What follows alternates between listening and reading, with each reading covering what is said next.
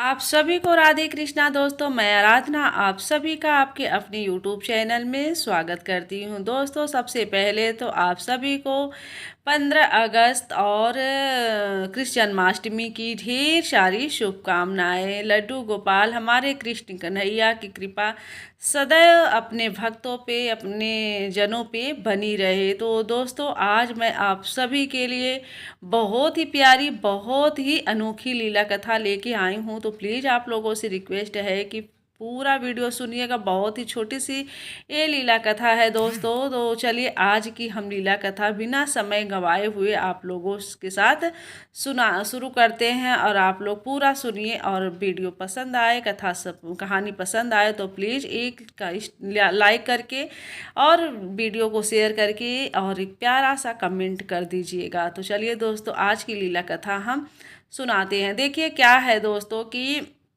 जब हमारे कृष्ण कन्हैया जागृत होने लगते हैं ना, तो आपके साथ जो है कुछ न कुछ ऐसी ही लीलाएं दिखाते रहते हैं। तो हमें पता कैसे चलेगा कि हमारे कृष्ण कन्हैया जागृत हैं। तो देखिए दोस्तों, जब भी कृष्ण जन्माष्टमी आता है ना, तो हम सभी अपने अपने लड्डू गोपाल के लिए एक अलग अलग सी ही तैयारियां करना शुरू कर देते हैं। ये सोचते हैं कि हम अपने लड्डू गोपाल के लिए क्या कर दें, क्या न करें। मतलब कि बहुत अच्छी अच्छी उनके लिए पोशाकें, उनके लिए ज्वेलरी, उनके लिए खाने पीने की चीज़ें, सब कुछ हर एक भक्त सोचता है कि हम अच्छा से अच्छा अपने लड्डू गोपाल के लिए कर सकें। तो ऐसे ही हमारी एक फ्रेंड है सीमा जी बता रही थी कि वो जैसे वो ना लड्डू गोपाल को अपने घर में काफ़ी सालों से विराजमान की है और कई सालों से उनकी सेवा भाव करती चली आ रही हैं। तो क्या होता है दोस्तों कि एक दिन, मतलब कि पिछले साल ही, मतलब कि 2024 की बात है, सॉरी 2024 की बात है। तो पिछले साल क्या था कि वो जब कृष्ण जन्माष्टमी आया ना, तो वो सोची कई, मतलब काफ़ी टाइम से सोच रही थी कि इस बार ना हम अपने कृष्णा के लिए, अपने लड्डू गोपाल के लिए मैं कुछ न कुछ अच्छा से लेके आऊँगी, सोने या शादी का कुछ लेके आऊँगी। तो उनके मन में ये चीज़ चल रहा था। तो देखिए, हर एक भक्त सोचता है कि हम अपने लड्डू गोपाल के लिए क्या ले लें, क्या कर दें। तो वो भी, उनके भी मन में ये भाव आया। तो उनकी भाई वो थोड़ा सा आर्थिक पोजीशन उनकी सही है। तो क्या की कि हम देखिए चाह के भी कभी कभी ऐसा होता है कि अगर हमारी आर्थिक पोजीशन नहीं अच्छी होती है तो हम चाह के भी नहीं कर सकते हैं। लेकिन जब हमारी, अगर हम सक्षम है उसमें, तो हमें ज़रूर करना चाहिए अपने कान्हा के लिए, अपने परमात्मा के लिए। हम जितना ज़्यादा से ज़्यादा हम कर सकें उतना हमें करना चाहिए। तो देखिए वो क्या हुआ कि कृष्ण जन्माष्टमी आया और वो जो है उनका, उनके लिए, कान्हा के लिए खूब अच्छी अच्छी वस्तुएं, पोशाकें, मतलब सब कुछ वो खरीद के ले आए। तो उनके भी मन में था काफ़ी टाइम से कि इस बार ना अपने कान्हा के लिए मैं कुछ सोनार के यहाँ से ले आऊँगी। तो उस दिन जो है कृष्ण जन्माष्टमी के एक दिन पहले वो गई सोनार के यहाँ। तो सोनार के यहाँ गई तो वो अपना देखने लगी कि मैं लड्डू गोपाल के लिए क्या लूँ, क्या लूँ, क्या लूँ। देखते देखते तो उनके समझ में आया कि चलो एक ना सोने की बाली मैं ले लेती हूँ। और सोने की बाली रहेगी तो हमेशा उनके कान में कुंडल जो है पहने रहेंगे और वो हमेशा अच्छे लगेंगे। हमारे कान्हा सोने के कुंडल जब पहनेंगे ना तो बहुत ही सुंदर लगेंगे।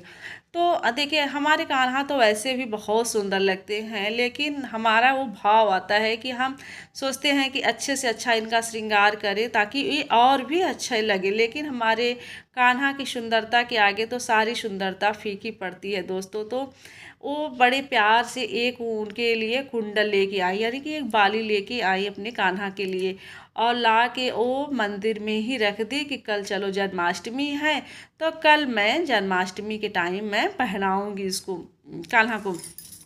और वो ना पुत्र की भांति ही रखी थी, मतलब लड्डू गोपाल को, अपने कान्हा को पुत्र की भांति रखी थी। उनके वे कान्हा जो है लगभग 5 नंबर के कान्हा थे। तो एकदम जैसे कोई भेदभाव नहीं, मतलब कि वो अपना लेके अपना घूमना फिरना, खिलाना उनको, उनको उतना ही लाड देना जैसे एक माँ अपने बच्चे को करती है ना, वैसे ही वो भी अपने लड्डू गोपाल के साथ उतना ही लाड करती थी, उतना ही प्यार करती थी जितना एक माँ अपने बच्चे से करती है। तो ऐसे उनका क्या हुआ कि रात्रि में लेके आई सारा सामान लड्डू गोपाल के लिए कृष्ण जन्माष्टमी को, उसी साथ वो कुंडल भी लाई थी। तो क्या हुआ कि वो सारा सामान मंदिर में जहाँ पे लड्डू गोपाल मतलब रहते हैं वहीं पे वो अपना सारा सामान रख दी, और उसी के साथ जो है बाली भी रख दी थी।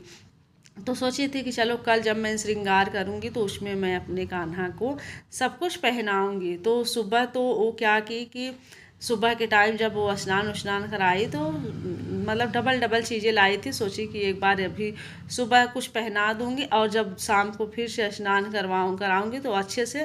तो उसके लिए जो है शाम के लिए बहुत ही अच्छी सी पोशाक लाई थी, सारी ज्वेलरी लाई थी। तो कहीं कि शाम को फिर से मैं श्रृंगार इनका अच्छे से करूँगी। तो क्या की कि सोची कि बाली भी इसी टाइम में पहना दूँ, ठीक है।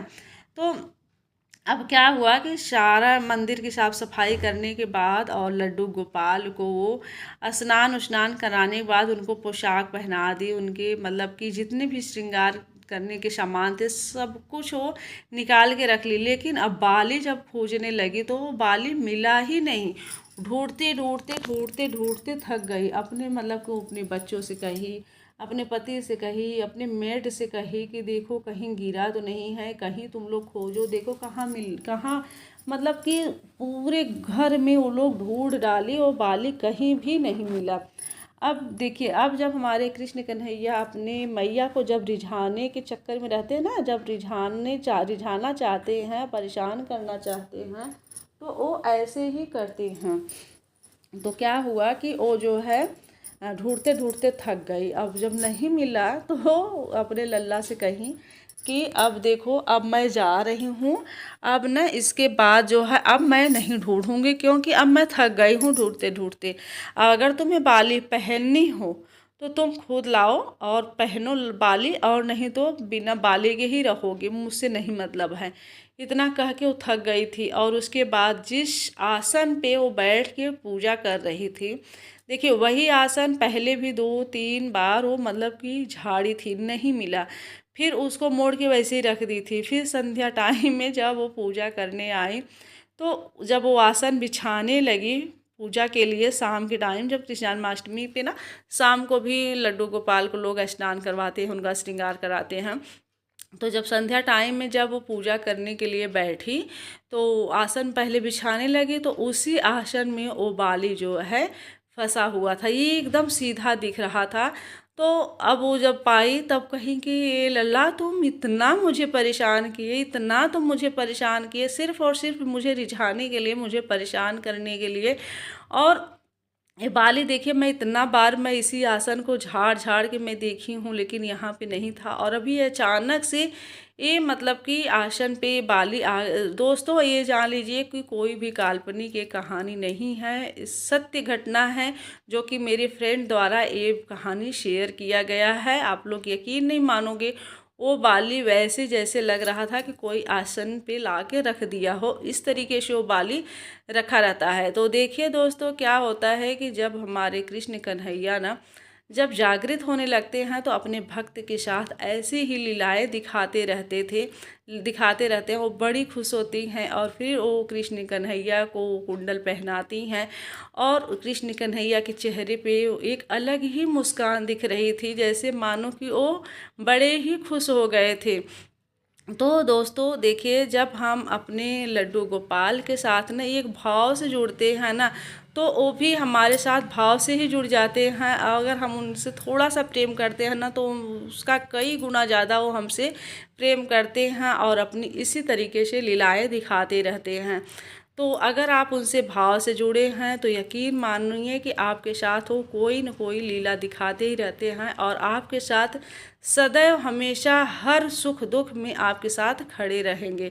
तो दोस्तों, ये थी आज की हमारी छोटी सी लीला कथा।